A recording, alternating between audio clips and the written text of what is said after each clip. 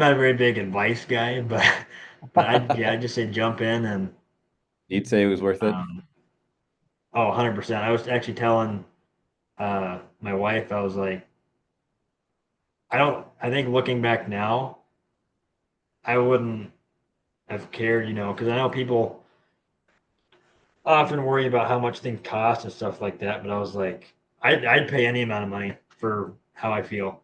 Like this is, and even back when I first started, I knew it was, going to cost something, so it wasn't anything I was worried about. But like knowing now, or knowing what I know now and how I feel now, I was like, I'd pay anything. Yeah. I feel Well, like this is how sometimes you I'm have to supposed put to on feel. freedom and confidence. Yeah, it's priceless.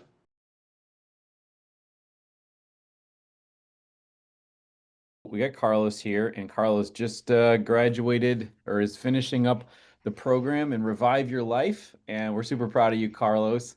On your way out, as you cross the finish line, my questions for you are going to be a little bit centered around what's it been like for you, but then also what is it going to look like going forward? So the first question I have is just this: what was your life like before you started Revive Your Life, and then like what motivated you to join the program? So before I started Revive, I I thought my life was good. I thought it was a happier life, but I think once I just started feeling the effects of how porn and masturbation was like affecting my life, like with my wife and just like my spiritual life, I felt like I was the farthest away from God that I've ever been. I was pretty deep into my sin and not really caring as much like what God thought, which was not something I ever thought I would think, but um, I was, I don't know, I guess I kind of felt a little lost. I didn't realize it at the time. Like now that I've gone through this and I realize what life can be like without it, I see that I thought I was lost. Or I was lost, I guess. What motivated me? Um, I'd say just my wife, my relationship with her. It was not great. It was definitely strained because she knew what was going on, but she was kind of not denying it, but like not Couldn't really be part of accepting it. it because I wasn't really accepting it. So it was kind of like we were both kind of just going with the flow and just living life, I guess. But it was like there were a couple times when she had talked to me about it, and I could tell that it was weighing on her heart a lot, and that weighed on my heart a lot because realizing that I had hurt her without realize like knowing that I was because I thought it was just some harmless thing, but like once it got closer to when I started this program, I realized, wow, this isn't just affecting me; it's affecting those around me. So that's really what got me started because I didn't want to hurt those around me, and I really felt like I needed to get my relationship right with the Lord because life just kind of seemed like I was living life without a purpose. I was just kind of going with the flow, I guess. So yeah. Hmm. What were some of the lies that you believed about yourself or about your life before beginning this journey? Before beginning this journey, I I believed that I was, as most guys do, I was like the only one dealing with this. Like Hmm. it always seemed like everyone around me had everything together and they knew what they were doing and they were doing all the right things. And it just seemed like I was not. Um, I uh, I definitely I put up a front like I knew what I was doing. Like I there's nothing wrong with me. Everything's going great. Life couldn't be better. But that and I guess just the shame of knowing what I've been doing and not wanting others to know. And uh, that was definitely, a big lie because I knew I felt guilt, but like I've learned through this program, guilt's different than shame. Shame keeps you from growing, and guilt helps you know what you did wrong and how you can go from there. Um, I think like the biggest thing in here was shame makes you like I've learned shame makes you feel like you're a bad person, but guilt is just, you did a bad thing, not necessarily that you're a bad person because, you know, I guess we all make mistakes, and if you think you're a bad person, you're just gonna not get better and keep going down the path that you were going down. But if you stop and realize, oh, what I've been doing is wrong, but I can change that. That's that was one of the biggest lies, just the shame and thinking that I was not worthy to be made whole, I guess. Hmm. Hmm. So you're stuck in this cycle of shame. You think you're the only one. You're actually kind of putting on a front that um, you're doing better than you were. But then you got to a point. What was it that what was the breaking point for you or the realization you're like, I need to invest in this program like right now in my life? Um,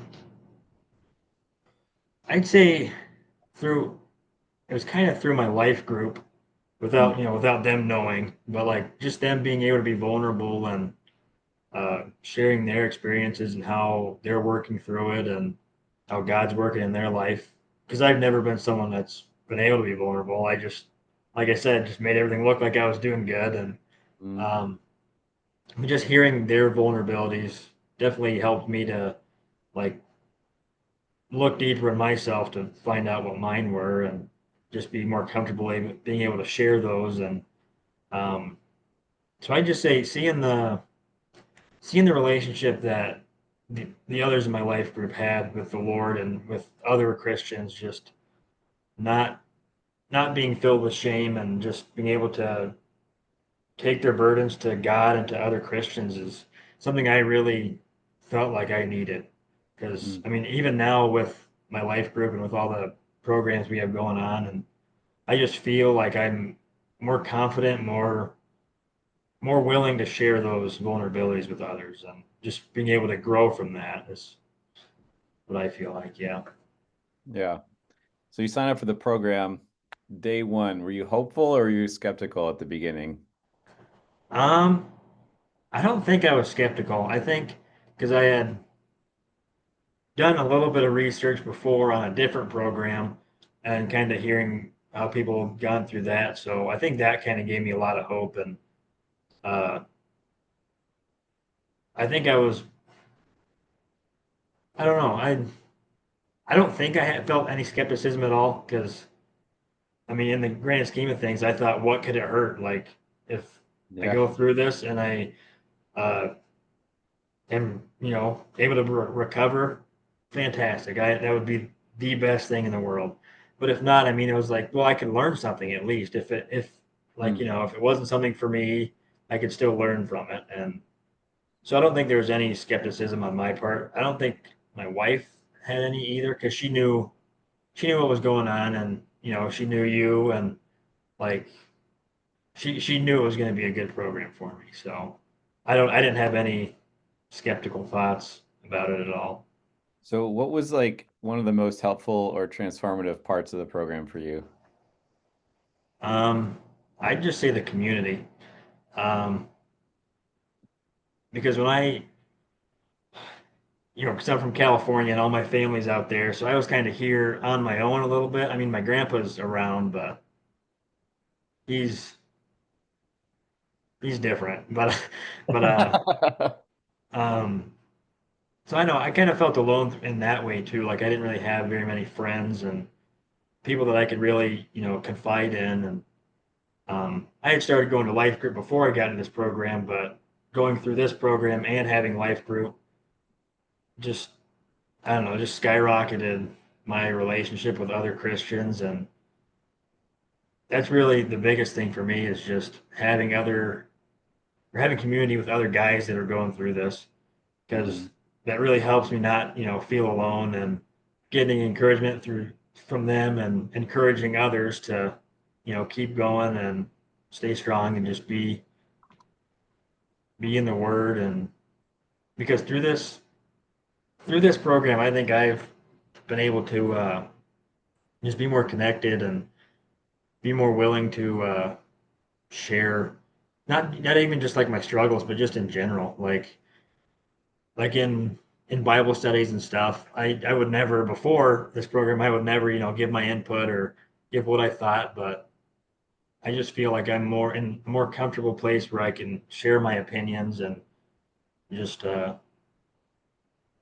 don't know, just share what I'm thinking without worrying about what other people think about it. So Yeah. yeah. What what are some mindset shifts that have taken place for you during the course of this journey? Um, I'd say the mindset of being stuck. Like I always felt like I was stuck. Like I Mm, couldn't get out of, dealing with this, and um, just having the mindset that God has, plans for all of it, even the struggles. It's all part of His plan, how He builds our testimony, uh, and just realizing that what I'm going through might help someone else with what they're going through, even if it's not exactly the same. yeah. But like having an addiction to something could help someone that has an addiction with something else, or just being able to relate to others a little bit. And um, uh, I'd say like giving others just advice on uh, how you deal with your struggles and trying to help them deal with theirs, even though it might not look the same. But um, yeah, I'd say just being able to know that God has a plan for everything, that you're not going through something just because that's, that's what life is. You just go through stuff, which, sometimes it is, but God's got a plan for all of it. It's not mindless suffering, it's purposeful. Yeah. Yeah. So you don't have to like cope with the negative emotions that you're dealing with. You're like, I can actually let God take care of this. Yeah, for sure. Yeah. What are some actions or habits that you started during the program that have had maybe the biggest impact on your journey so far? Um, I mean, because I started doing the marathon, half marathon training before, well, it might have been before this, I'm not sure, before or just after. Similar And that's timing. really helped, just having the like physical outlet for like even like anger, for frustration, that kind of stuff has helped a lot. And Mhm. journaling for sure. I was never anyone that would write anything down. It was like something I just didn't do, and I still struggle with it a little bit, journaling, especially right now. But journaling and getting my thoughts on paper has been a real Mm. help. And uh, reading, reading has been something I've been actually enjoyed during this program, and Had not to read a something I lot. ever thought I would enjoy. Because reading, even in school, I read the bare minimum of what I had to read, and that was it. Um, Yeah. but yeah, so like reading, writing, physical exercise, and being in being in the Word. Because uh, because we're doing like a 75 hard challenge, or holy is what we call it, with our life group, and we've been trying to do a Bible study every day, and um, that's really helped. Like I've been in the Word at least for that period of time every day, and it's Mm. just it's been great. Like I feel like I've gotten closer to the Lord. I've gotten closer to the people in my life group, and like even just like kind of closer to myself. Like I know I'm aware of what I'm feeling now, and uh, yeah. I mean, there's other little habits that I'm probably not thinking of that I do now, but yeah, main ones would be reading, writing, and just physical exercise, I guess. Yeah, that's awesome. Yeah, when you change your body, you change your life. And Yeah. it- it's crazy how transformative just being physically active and physically healthy is. Yeah. What's something that you learned about yourself that kind of surprised you during this process? Um, learned about myself. I think I've kind of learned that I've got a pretty good sense of discipline. I didn't think I did because I never really actually, tried to be disciplined at certain things. Yeah. But like being disciplined and just like getting some of the coursework done and not letting my feelings of laziness kind of, creep in and take over. And I mean, I had my moments, but for the most part, I kind of stayed steady and consistent. And I actually got a compliment from one of my buddies at work because he's been kind of following along with my half marathon training stuff, and he was like, "Man, Carlos, I gotta tell you, when you get your mind on something, you do it." And I was like, "Thanks, that's awesome. I'm glad you recognize that." And it's not something I ever thought I would recognize in myself, but I was like, Hmm. man, I have kind of stuck to it, and I think it's also been like just being more disciplined in other things have helped me be disciplined in like the coursework. I was actually telling the guys in my accountability group like having my discipline in my half marathon training and running has you know poured over into my discipline in the course and reading my Bible and praying and that kind of stuff. So yeah, just I didn't realize that I had as much discipline as I do have now. So yeah, Okay, that's awesome. Yeah, that's really, really cool. Because I think sometimes what we don't realize is um, people have different levels of motivation, but yeah, discipline is not something that's like comes from within. It's a mindset that says, well, this is just what I do.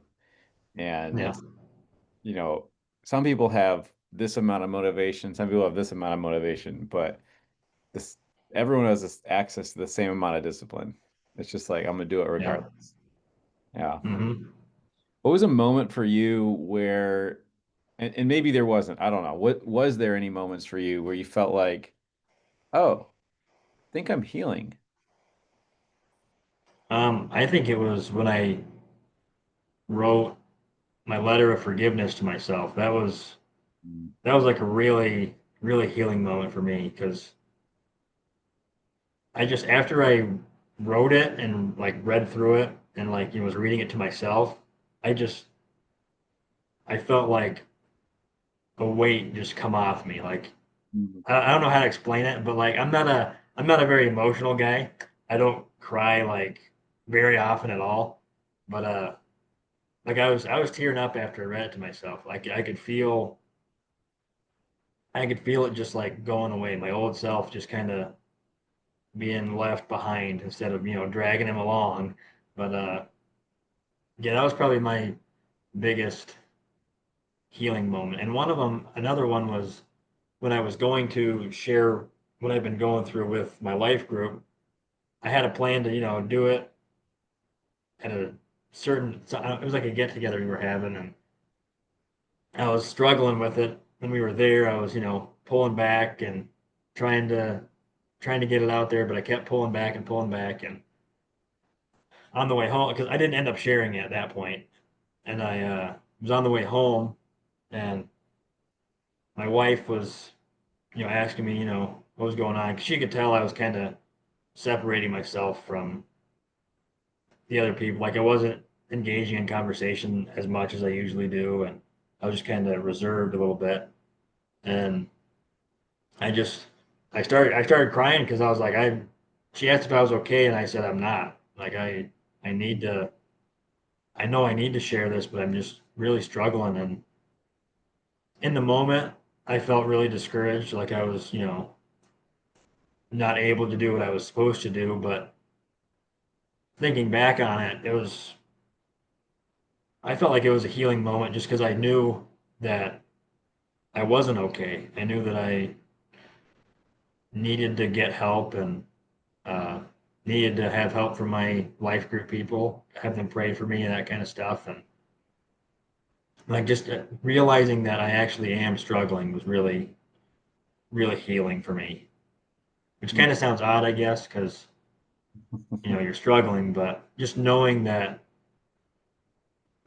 that you're struggling, that you need help was kind of healing, I guess. So, Well, there's a big difference between being beat up by it and fighting back against it. yeah, And like some people say they're struggling, they're not struggling because they're not trying at all. Uh, yeah, but when you're like actively pursuing healing and it's still beating you up, but you're like, I'm gonna get back up, I'm gonna keep moving forward.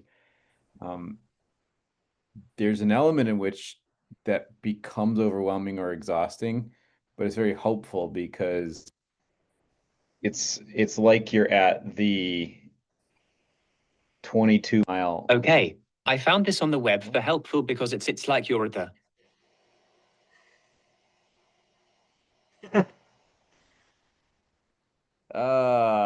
I gotta turn that off. Um, but it's like you're on that 22-mile marker, 23-mile marker in a marathon where you, you think you're tapped out, yeah, but you're so close and that's why you're struggling, is because of how far you've come. hmm, That's very different from being at the start of the race and going, I'm not even gonna try. yeah, for sure. So speaking of that, now that you're at this point in your recovery process, in some ways you're at a finish line, in other ways you're at a starting line. This is the beginning of the rest of your life now. And Yeah. how would you describe your vision for your life moving forward? Um, the vision for my life moving forward. I'd say I'm hopeful for the future. Not because I never really thought about the future at all, but like having to go through this and kind of plan out, especially in the last phase, kind of plan out what you want to do within like 5 years, and going back from there. I feel like I feel hopeful and motivated to get all this stuff that I wanted to do done and just enjoy the process of it. And Okay. um,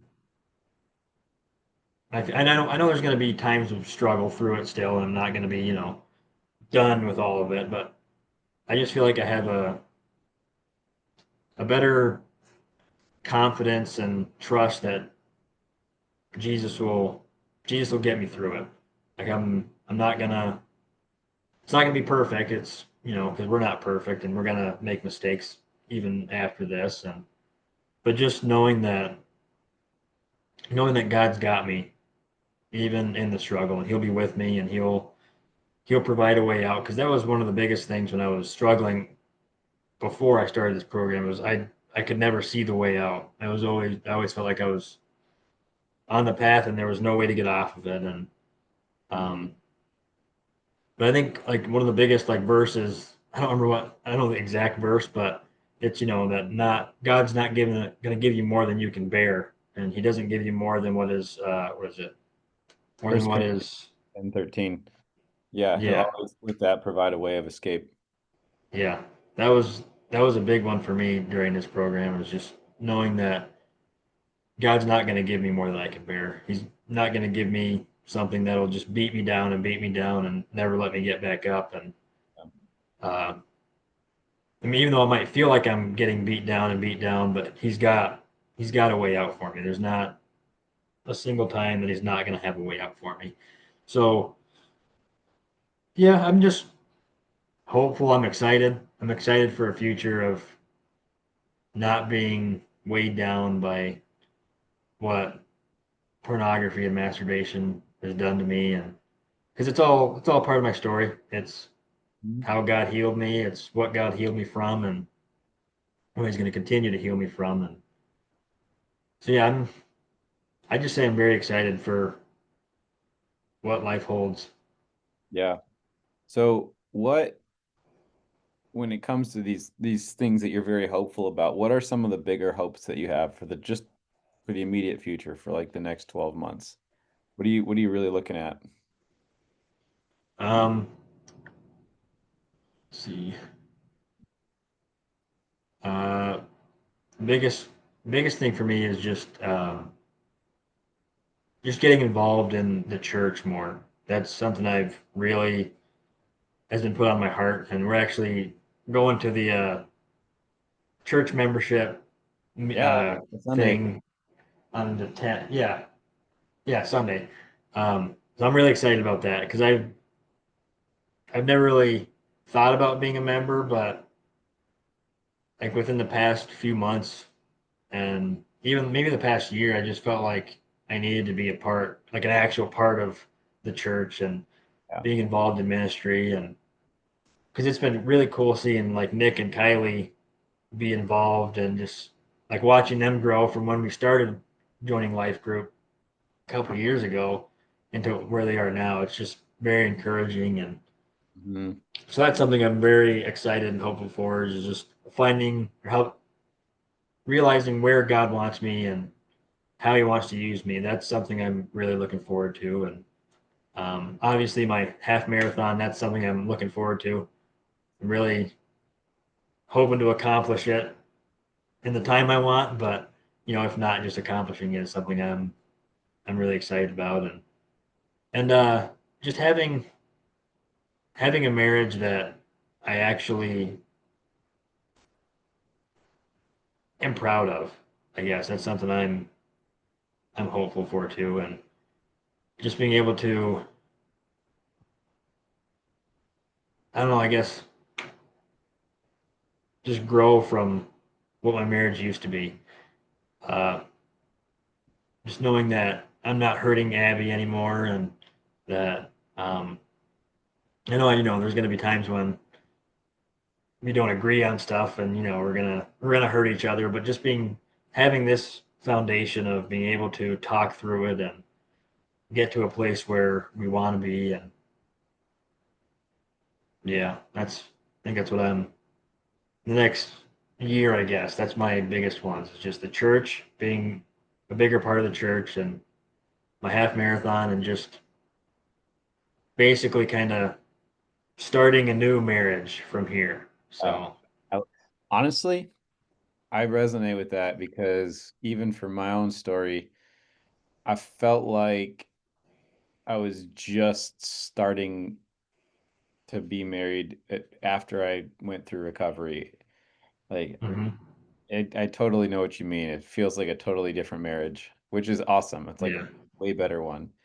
What yeah, habits or systems or frameworks are keeping in place that are going to help you maintain your growth going forward? Because you're about to, you know, you're able to stay in the community. You're able to have lifetime access to the modules, but going forward, there's not a whole lot of framework now built beyond phase five. So, what are you going to do to put in place in your life to keep, that growth going forward? yeah. I actually talked a little bit about some of this stuff with our accountability group. I'm planning on staying involved in that because I think that's been a catalyst to my recovery. But like just being in community with those guys and uh, having that support and supporting them has been something I've found uh, very helpful and just I love it. So I plan on still being a part of this, even though I'm not doing any of the coursework stuff, but doing all the end of day, uh, you know, just like how your day went and all that kind of stuff. And um, Yeah. I'm really wanting to get deeper into the word and just have a better understanding of who Jesus is and uh, that kind of stuff. Like going through um, like the men's ministry stuff. Some like I think it's called CBS, Yeah. Community Bible Study. Is that what it is? Um, that's something I'm really interested in. Just getting a better understanding and Awesome. filling my time uh, with the Word instead of mindless whatever else I'll be doing. Um, yeah, so that's something I really want to have as a part of my system is just the word and being still being in Revive even though I'm done with it. And then just yeah, I guess those are probably my main ones right now. But I want to continue to read more books like Ben's doing. Reading some C.S. Lewis and stuff like that, and I'm really looking forward to reading. It was one of the bonus reads. I think it was Fathered by God, or I don't know if it was a bonus read or if that That's was just something in the other book. But that's one I'm really looking to get into. I actually have it. I haven't started it yet, yeah. but yeah, just filling my time with things that actually matter. Hmm. Just Is reading good books that'll help me grow, and instead of yeah, like I said, just mindless like because I used to play video games a lot. Like I actually played a video game like last weekend, and I was like, man, this just isn't enjoyable anymore. I I was know like, wow, this exactly what you sucks. mean. My But Xbox is just collecting dust under my bed right now. I'm going, yeah, whatever. yeah, pretty much. But yeah, so just filling my time with purposeful stuff. I don't know exactly what yet, but just filling it with purposeful things. Is there ever a desire, if the program grows and gets a lot more guys, to lead an accountability group at all? You know, I had thought about it a little bit, and I think I would. I don't know when I'd be ready, I guess, but I guess you never are really ready. It's Right. just whenever, Obviously, right now the groups are small enough where they don't need yeah, that yet, but we're yeah, not this Sunday, but the following Sunday, going to start a new series at the church all yeah, about porn. And this program is one of the resources that we'll be pointing people towards. So who hmm knows? Maybe 75 guys. I doubt it, but like apply. So yeah, that'd be amazing. And then we definitely need some more accountability group leaders. So yeah, yeah. It's something I'd be interested in for sure because I think I have had a little taste of it when Ben was away. yeah. It, Yeah. and it was just kind of me and Topher, so it wasn't like anything super in depth. Yeah. We ended up just talking a little bit, which was good, but because I was the first time I was kind of stressing a little bit. I was like, oh man, I gotta have something planned and have something to go off of, and then it just ended up being me and Topher, and he was all right with just kind of talking and see how we're doing. So I was like, all right, sweet, no pressure, but Yeah. I think Yeah. it's something I'd definitely be interested in. Yeah. And just, yeah, for your knowledge, we have a full-on, I wrote a leader guide just for the leaders. So if you were interested in that, I'd walk you through everything you need to know, and we Yeah, kind of yeah. do that together. And then there's another private chat with all the other leaders, so we talk through stuff together too. Oh, sweet. Yeah. So anyways, you wouldn't be left out on your own. That's all I'm saying. But Awesome. so looking forward again, let's say you face a temptation or a setback. What's your plan? We actually talked about this too in last week or Monday's accountability group. My plan is to reach out to my accountability group if I'm going through something. I also said my wife because she's super supportive, so she would help me through that also. But I was talking to Ben. I was like, yeah, I'd call you up, Ben. I'd talk to either Brant or Rye, or I was like, if it was something big enough to where I felt like I needed to, I could get a hold of Pastor Jeff or Pastor Chad, and but yeah, I feel like I wouldn't have any problem getting a hold of someone else and not Hmm. letting myself just kind of stew in it. Yeah, So I think my accountability group and you guys, that's something I definitely reach out for. So yeah, that's key. Um,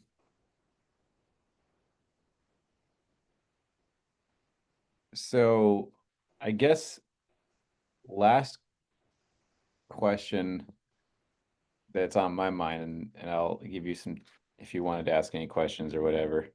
The last question on my mind is, say there's somebody who is watching this if we post part of this, and um, they're on the fence about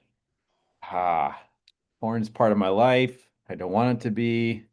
I'm not sure I'm ready to dive into a program like this. Like, what would be your advice to someone like that? Um, Mine, I guess my advice would just be go for it because I was on the fence for sure. I knew it was a big part of my life, and that I guess deep down I kind of thought I didn't need this, thought I could do it on my own, and I didn't try a whole lot to do it on my own. I tried enough to where I knew it wasn't going to be something I could do on my own. Um, but I don't know, just my advice would just be jump in. It seems a little scary at first because you actually have to, confront yourself basically of why you're doing this, and um,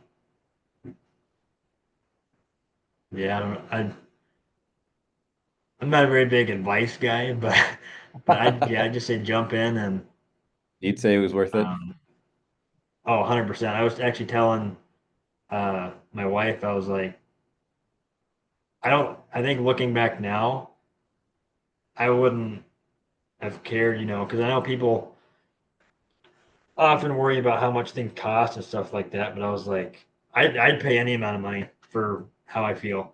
Like this is, and even back when I first started, I knew it was, going to cost something, so it wasn't anything I was worried about. But like knowing now, or knowing what I know now and how I feel now, I was like, I'd pay anything.